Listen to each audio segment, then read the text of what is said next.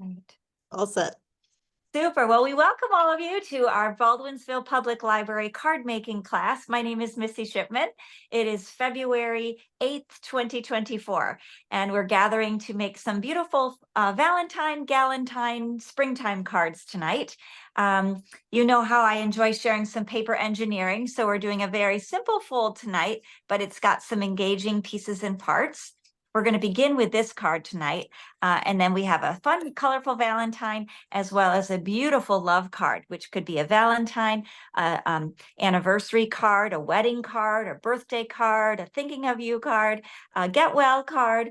I love to have cards with versatile greetings so that you can have a card on hand for occasion as it arises.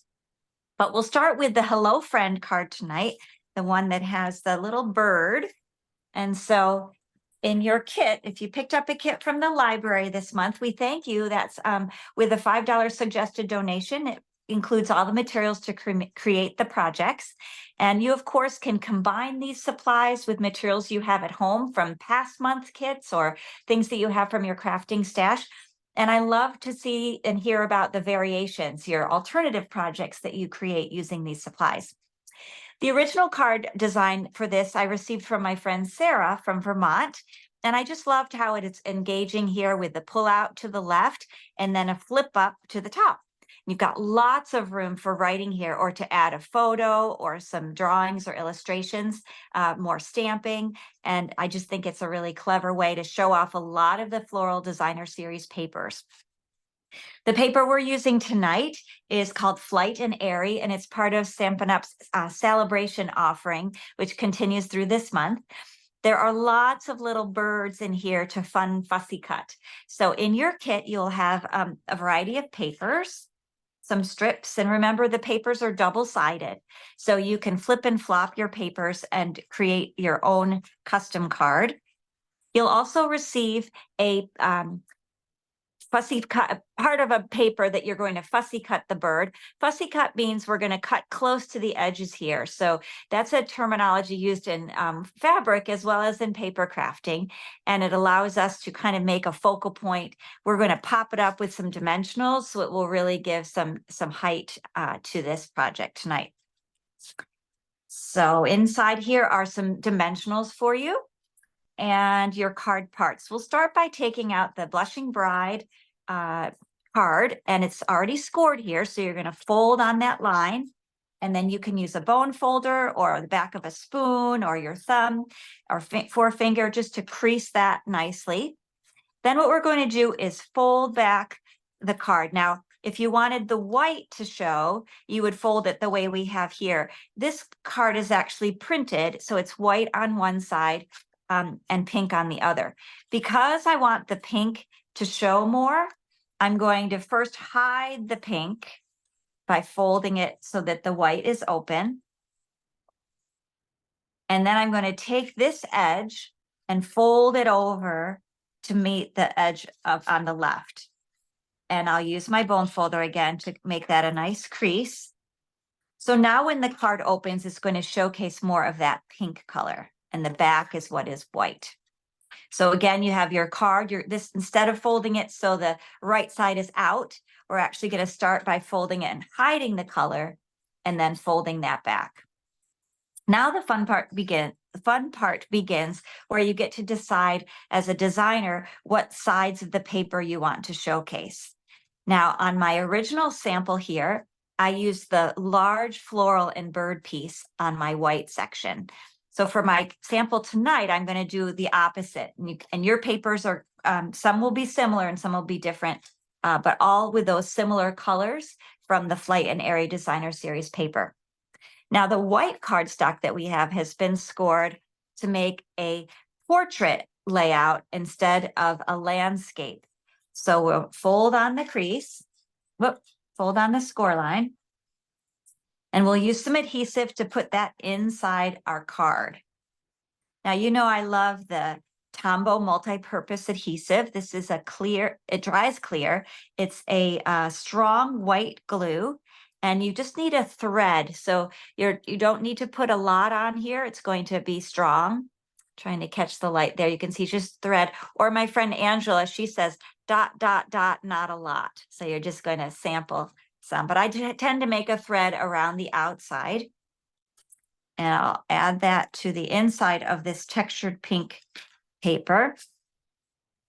Just going to press that to help the paper, the glue lock the fibers of the paper together. And now this is ready to open.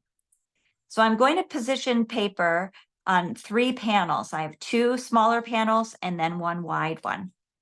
So just to have a contrast, instead of using the bolder bird print tonight, I'm going to use the more delicate paper. This paper reminds me a little bit of wallpaper in my dollhouses growing up. Did you have a dollhouse growing up? My mom made furniture and wallpapered my dollhouse.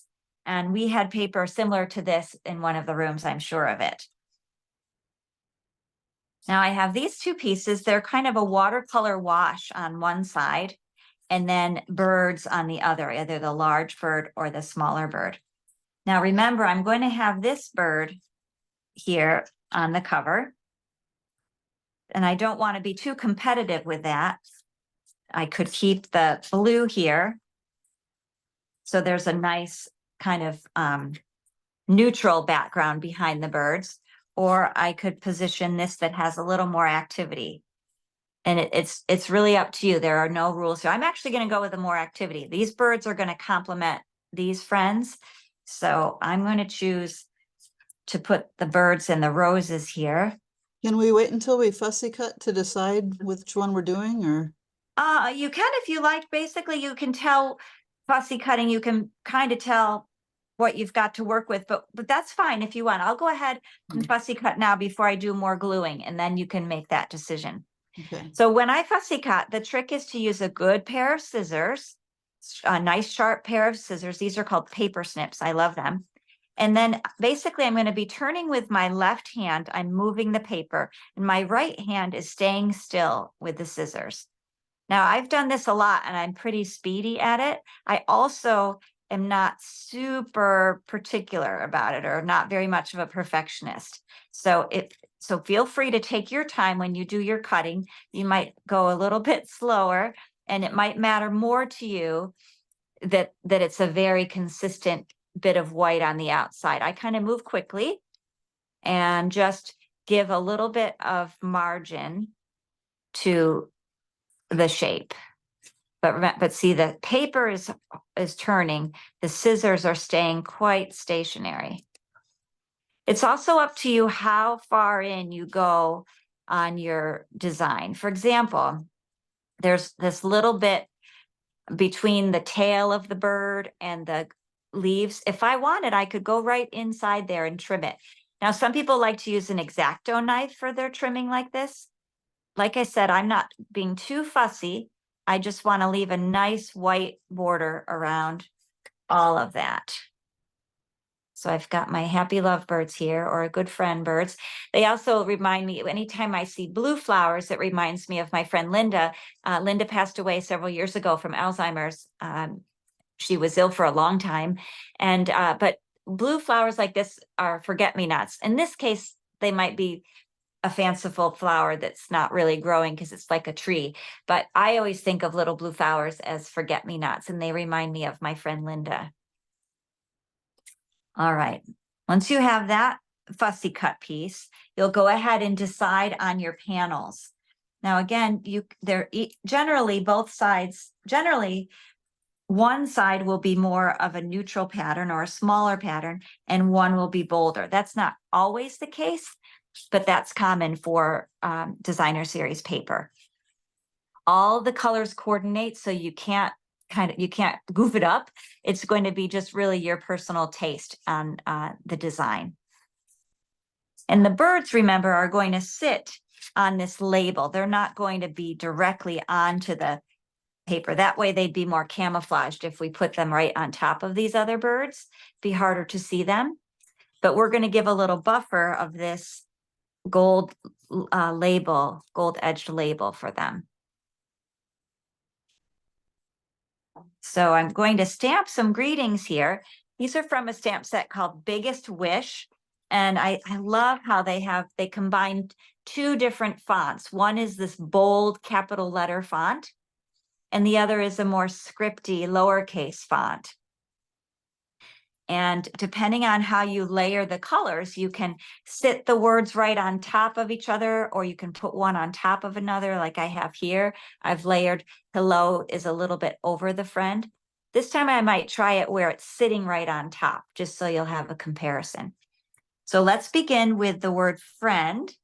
And this is, I also have other choices too. You could do hello or happy or thanks. So it could be thanks, friend, instead of hello, friend. But I think hello is great. I know I want to send out some Valentine cards this week, some happy Valentines for my friends. So I may use this one here. I'm going to stamp the word friend. And these are those tall block letters with fresh freesia. Then I can take my scripty letters that say hello. This time I'll sit it more, because I'm using photopolymer stamps, I can see right through.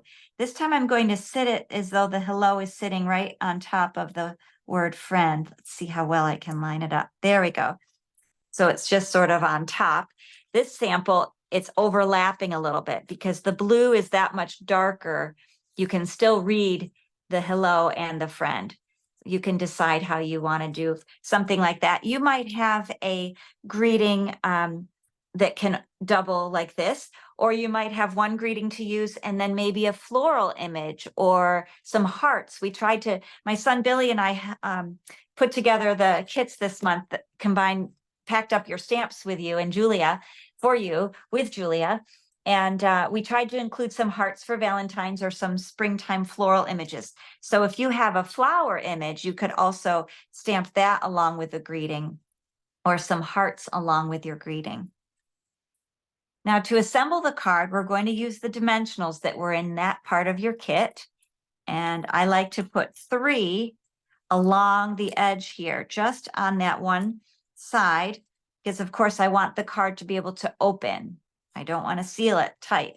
So I'm going to just put 3 dimensionals, 1, 2, 3, and that will be on the one side of the card that's going to flip open this way. Then I can take my happy bird friends and put a couple dimensionals on the back of those as well, and add them to the card. So it's a cheerful card. It's great for any occasion. If you had a Valentine's greeting or a birthday greeting, a thank you greeting, any of those would be appropriate. I think the papers are a lot of fun. And then again, you've got a lot of room to write inside. So I think this card would lend itself well to a photo greeting.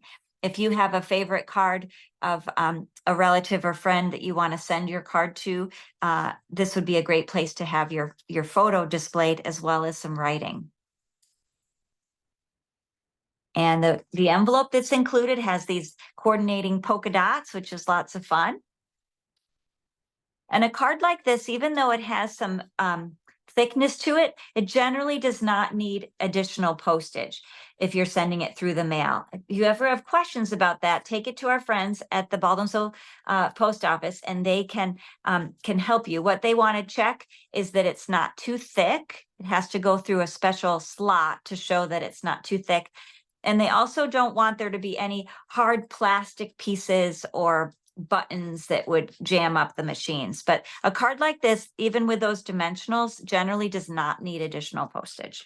So can you show me again the flap on the inside? Sure. That one that flaps up. How did you do that? Yes. So that's just folded in half and then put on the inside of the card with a vertical open, the opening goes vertically. So here it is scored in the middle. And when that's folded, you're just going to adhere it flat into the card so that it can flip up. Okay, and you could do either the white side. Are they both white? This one just has white. Got Yep, it. this piece is only white that you will attach on the inside, and then you can put your choice of designer series paper there. Got it. Thank you. Okay. Yes, so indeed. Does anybody else have any questions or ideas about this? You'll see how I just changed up the papers a little bit. And this one definitely reads more blue, right? It's got that pretty watercolor blue behind it. This one has more activity, more little birds. And again, this is the paper that makes me think of my dollhouse growing up. Wallpaper in my dollhouse. Super. So that's our first card. Hello, friend. And often I do fussy cutting in our classes because that way we all have an image we can add to our card without having to have the same stamps. So hopefully you don't mind fussy cutting. Some people prefer to punch items rather than fussy cut. So sometimes you can do that. Or if you don't want to go super close to your image, you could, let's see if I have another bird I can show you. So you could just, if you didn't want to go really tight to the bird, you can just kind of trim around the outside and make sort of a smooth shape. And that will work as well. I do like taking the time to fussy cut to get a little bit closer, but if you're not comfortable with that or want to keep practicing, this is kind of like a blob shape, just a smooth, and there's no real points or squares angles to it. It's more of a smooth piece, and that would work to add to your card as well if you didn't want to do as much fussy cutting. Super. All right. Well, let's set that one aside. And next we're going to work on our beautiful botanical card. Let's see here. This is the card packet that has the sticking up. It has this really beautiful floral pattern. And this is actually from a paper pumpkin kit that I will have tomorrow at our library. Let's kit together as one of the options. I only have 3 of them, but I would love for some 3 lucky people to purchase this one to use. It's called Lovely Lavender, and they're just lovely, as the name suggests. It makes 8 cards, 4 each of 2 different designs, and then 4 little bookmarks or tags. And the paper is just really pretty, and it has some foil edging to it. It does have stamps that are for Valentine's Day or other friend occasions. Let's see if I can find that stamp set to show you. I might just have to, here it is. Yeah, so this has the words that say, just a little something for you, the love, and happy Valentine's Day. So it's a nice one to have for this time of year, of course, for Valentine's next year or next week, but also the just a little something for you is a great greeting for a small gift when you want to give someone just a little something. Sometimes when I have a card like this from a kit, it's hard for me to not cut it apart and make 2 cards. So you might decide that this is something you want to add from your own stash, some card bases, and you could cut this piece in half, and then you would have this lovely watercolor lavender card base, as well as the floral base. So for tonight, I'm going to demonstrate just folding that, and we're going to decorate this front. But you'll notice what fun it would be to decorate the back, or to slice it in half and then add your own cardstock base. That just helps stretch your supplies. And because the back of this card is kind of hidden, cutting it would allow you to showcase both designs. This envelope is printed with a really pretty crumb cake polka dot pattern on the inside. We've talked before about how that's another beautiful layer of paper. If you're going to combine the materials with your own stash, you can cut open the envelope and you'd have this really pretty paper to work with as a layer. So for this one, I'm going to do just a little bit of stamping before we assemble. And this is a botanical stamp that comes in that lovely lavender kit that is an option for our kit together tomorrow morning. It's very, very pretty. I'm using the stamp color called Gorgeous Grape, and I'm going to stamp it 2 times. So this is called 2nd generation stamping. So you're going to see a variation in color. We'll stamp it once, full strength, And now the second time, I'm not going to re-ink it. I'm just going to move it slightly and stamp again.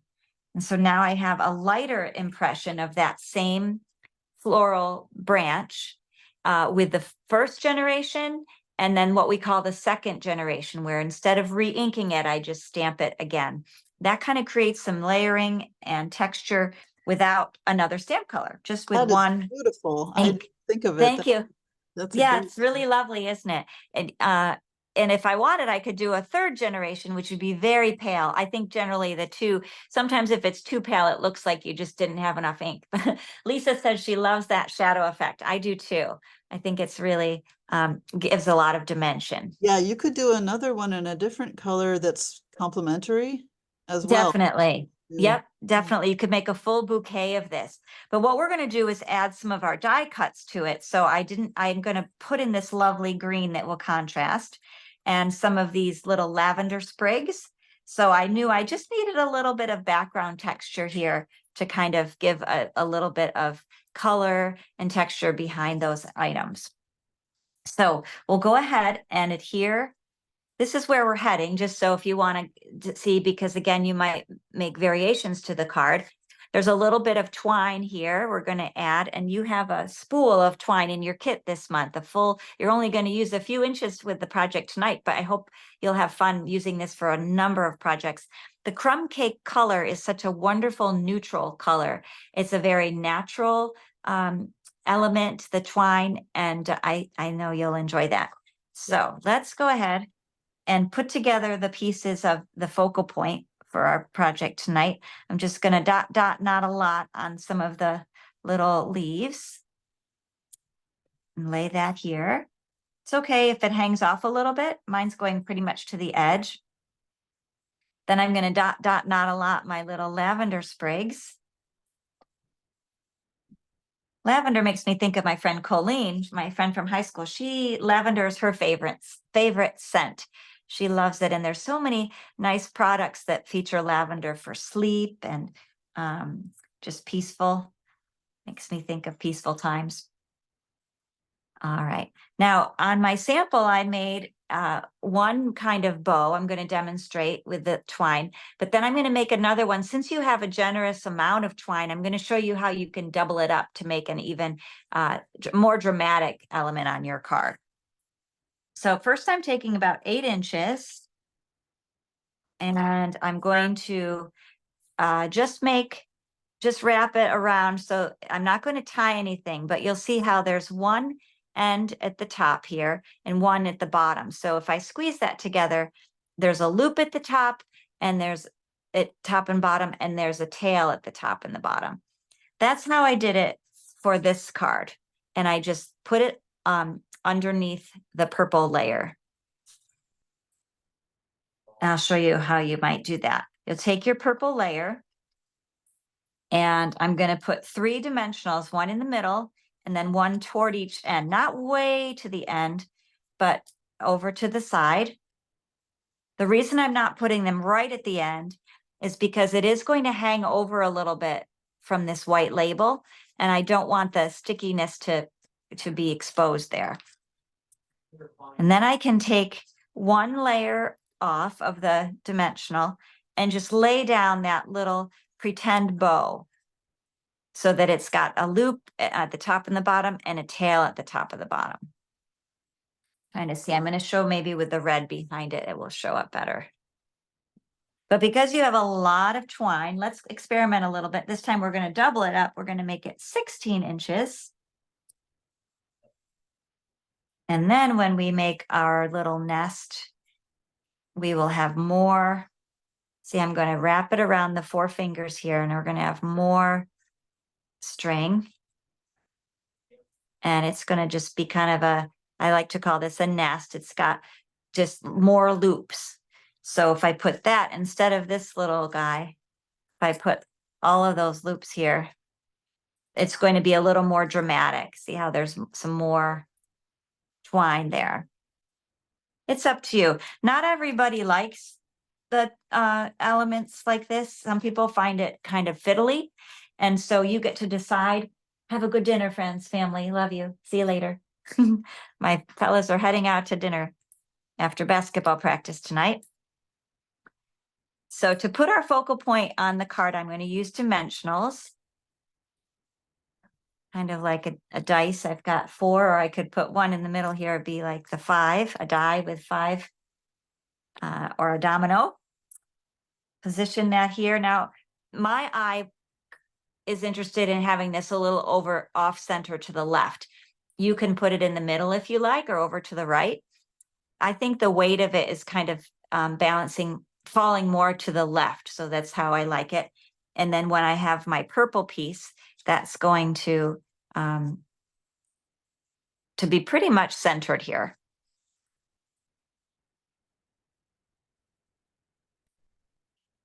Okay.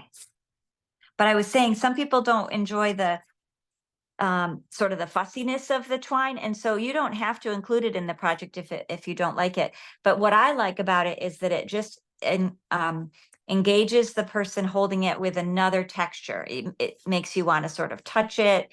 It's got the fibers are natural, and I think that works well with the floral images.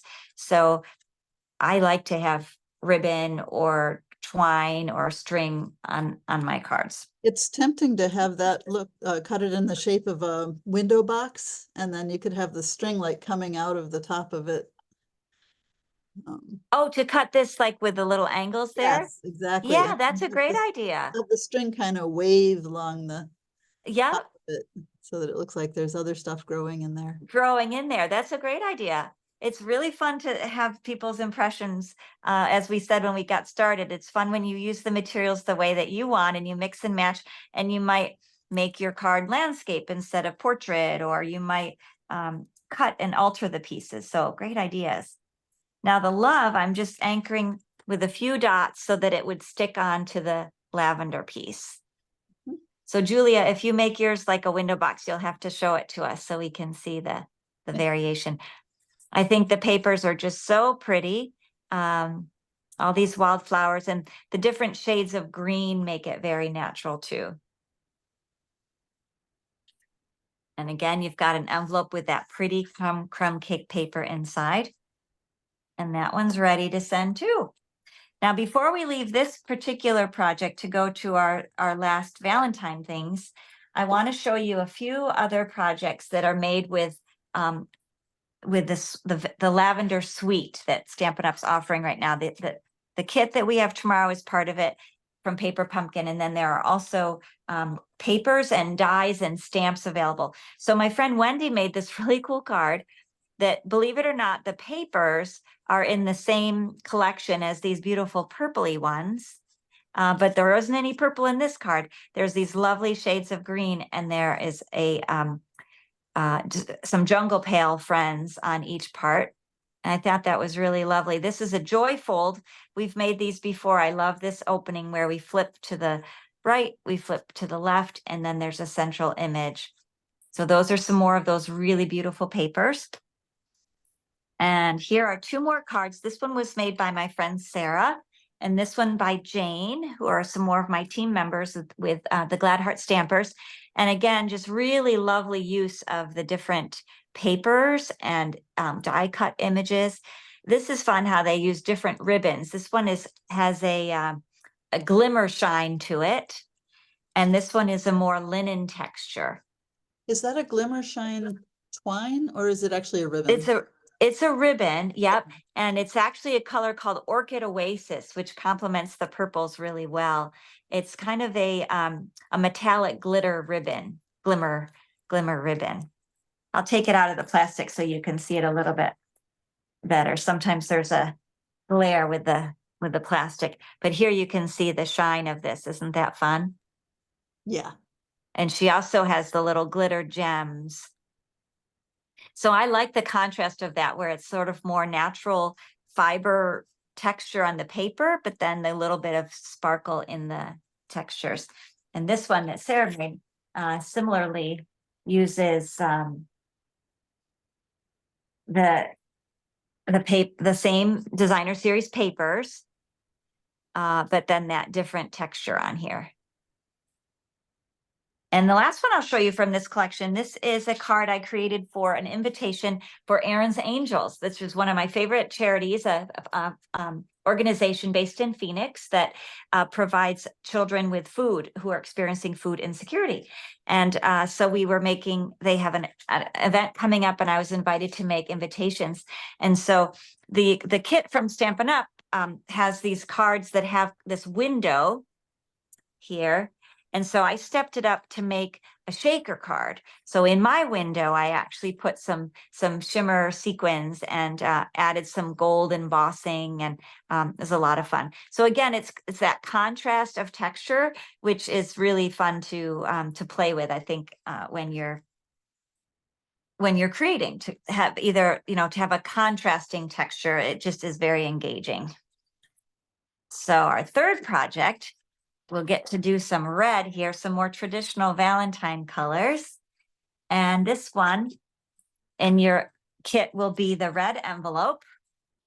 And there will be card parts as well as a little box.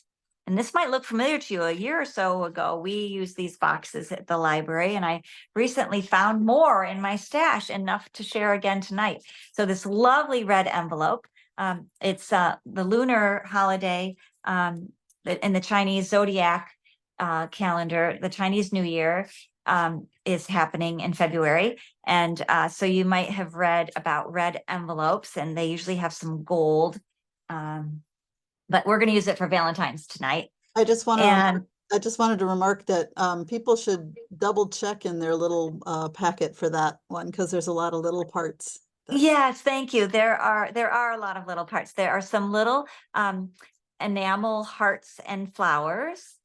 There are 2 little labels and a little snail friend, the black piece that we'll use for the card, and the mailbox piece. There's also a tiny piece of ribbon that's black, and I'm going to show you how I use a hair comb, a hair pick, to make the bow.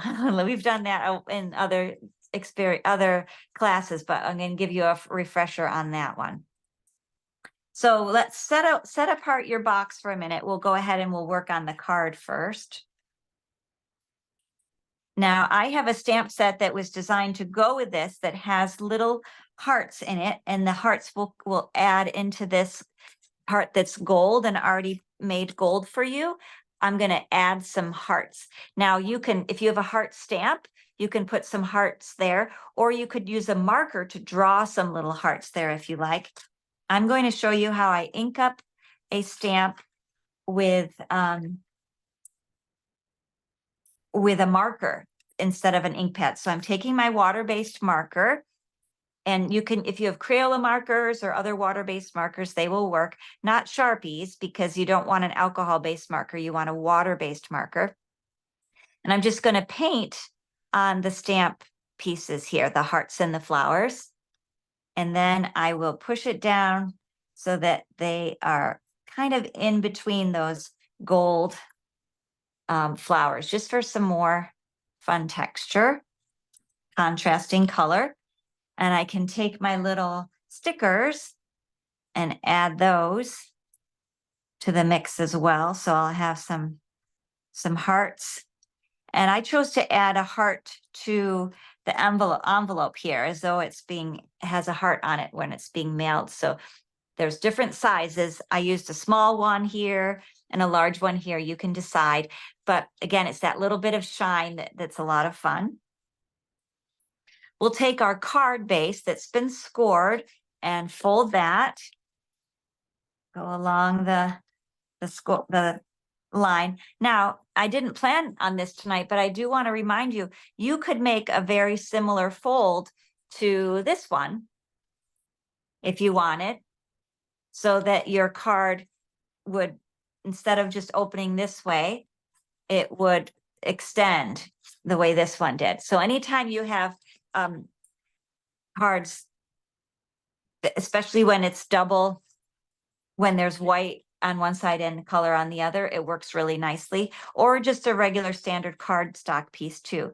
So I enjoy the paper engineering of this one that just has a little more activity, but also the traditional opening of the card is just fine. And this is easy for people to display, sometimes easier than the others.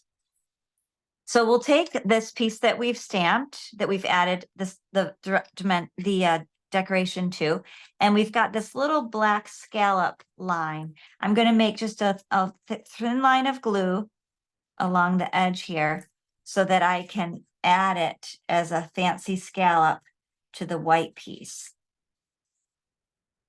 Just adds that fun shape. And then I'll use my dimensionals to pop this up.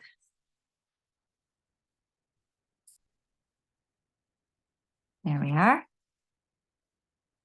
Peel off the liners. We were laughing at my team time meeting this week of what the funniest places where we have found the little liners in our home. They're sometimes on your pet or your child or all around the house, and they have a little static to them, so they can tend to show up in a lot of funny places. Now for our greeting here, I'm going to use, I have one that says, "Hi, Valentine," and I have a stamp also that says "Just a Note." And this is from the stamp set called Filled with Happiness. And so you'll notice Just a Note also has all this other activity on the stamp. I really just want room for just a note. So I'm going to take that marker and I'm going to isolate just the words that I want, just a note. I'm not going to color over the rays or the other words. I just want those words to be there. And then I can stamp that onto the little piece of pink label. Oh, that wasn't super clear, but you can see it. If that happens, what I sometimes do is take my marker and kind of fill it in a little bit, or sort of fix it, kind of add a little accent part, pretend that I meant to do that, right? You can fill it in, you can add a little shadow to it if your stamp isn't perfectly stamped the first time. We'll pop this up as well. And this is kind of straddling the mailbox post here. And then with your little piece of ribbon, if you want, you can tie a bow. I just added mine here. You might put it on your little box. You might make a little hair bow with it. You can use it for anything you like, but I want to show you the fork bow technique. And because it's hard to see the black ribbon with my black comb, I'm using a different color ribbon, and hopefully that will help you be able to see. Okay, so let me get it close to the screen now. I'm going to slide it in so that it has a little one tine at each side there. I'm going to cross it over, and the one that's over the top is going to go under and through the middle one, the middle tine, and then around and through. And then I'm going to tie a knot. So I'll do this again so you can see it. It's one of those things where if you do it a few times, then you remember how to do it. Once you have that pulled tightly, you can slide it off, and you have that happy little bow here that will not come untied, and it will be ready to put on a project. Now we'll do that again. And I'm pretty sure at one point you showed us that you could do this with a kitchen forks. A fork. Yep. Especially A serving fork works best because it's a little bit bigger. But this is kind of fun because you can vary the size of your bows based on the width of the hair pick. So again, you could just go all the way from the outside, but I'm going to kind of help myself anchor it a little bit by putting it in the first time. I overlap it. Okay. And the one on the top, the ribbon on the top, is going to do all the work. It's going to go over, and it's going to go through to the back in that middle opening. It's going to wrap around and through that same tine, that same middle one. And then I'm going to tie a knot. There we are. Can pull it tightly and then take it off. And we've got this sweet little bow. I usually turn it over because you'll see the front part has a little more of a bump. I like the smoothness of the back. Nice. Yes. Now, when you have a little piece of ribbon like this, and if you're challenged by creating a bow with it, you can just make a little knot and glue the knot on there, without any tying. Or you could put it like underneath how we did the ribbon for our other project. We just kind of made a nest. You can do that and anchor it a different way. So many, many options. Let's finish up with our little Valentine box project. Now, it's already has some nice texture to it. It's got the polka dots and it looks kind of like a linen fabric, the printing that's already on here. But I thought it would be fun to alter the box to make it a different color. So here's one that's the pool party color that matches the snail's shell.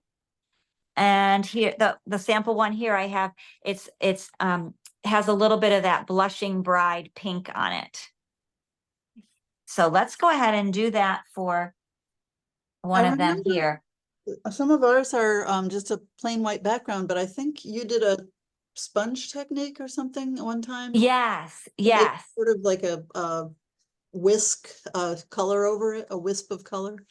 Yes, exactly. And so tonight I'm going to use blending brushes, which are really smooth. I think before we just used regular sponges, but we might have used these before.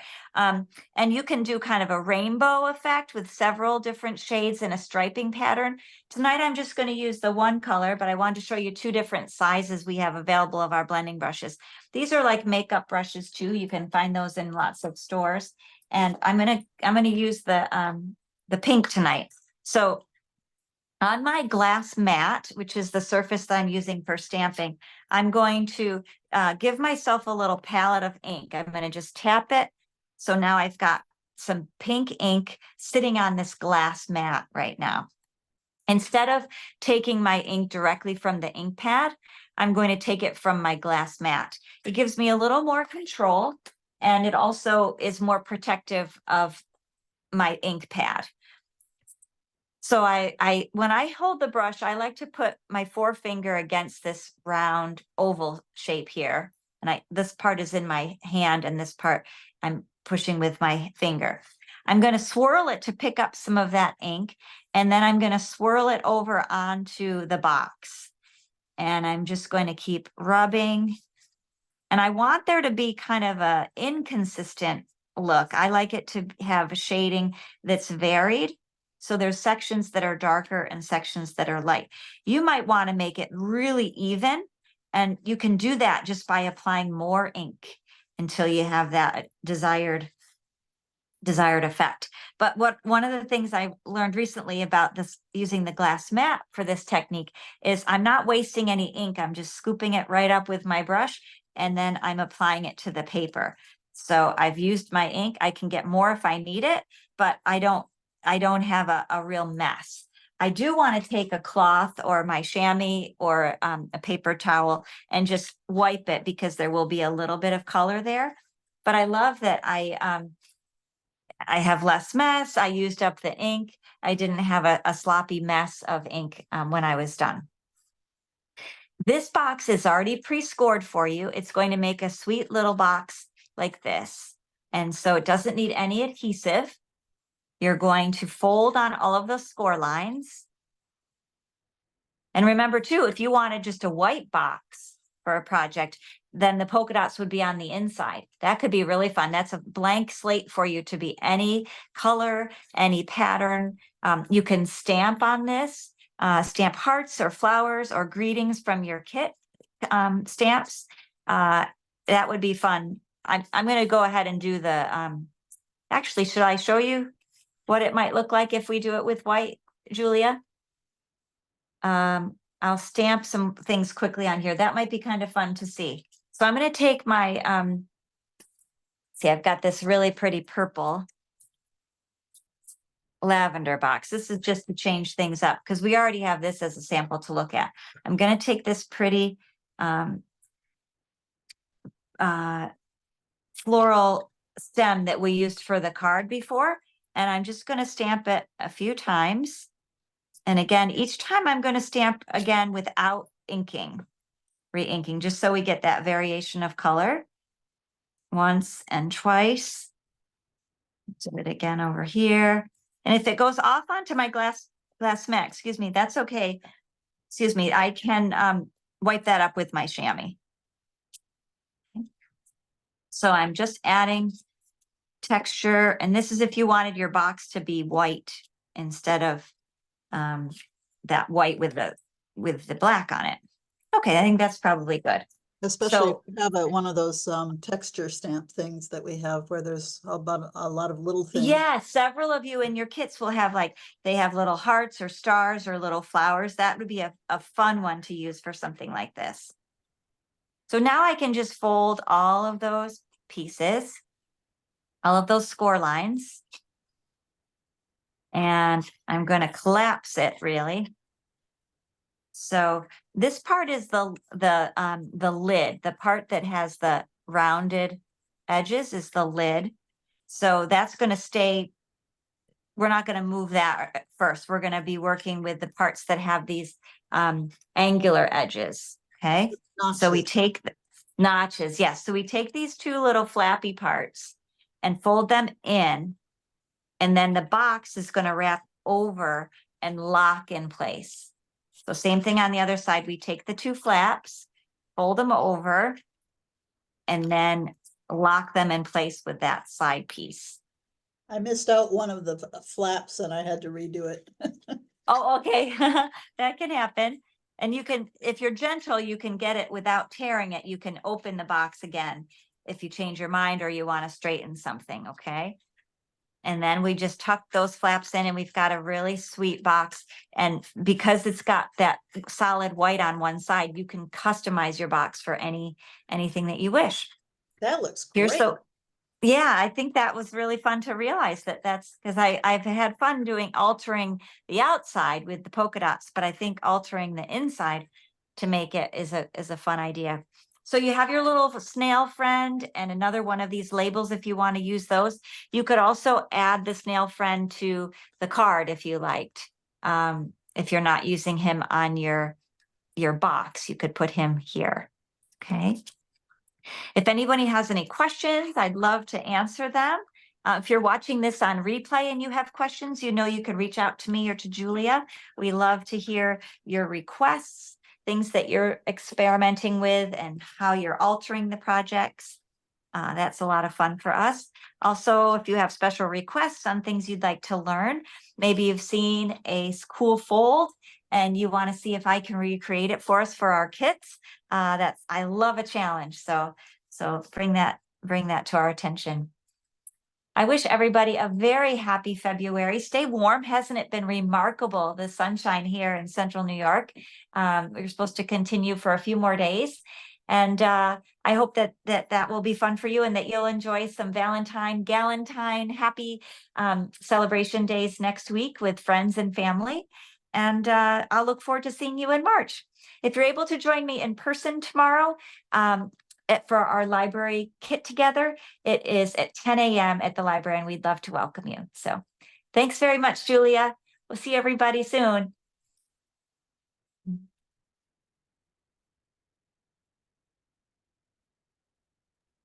Bye. Bye-bye.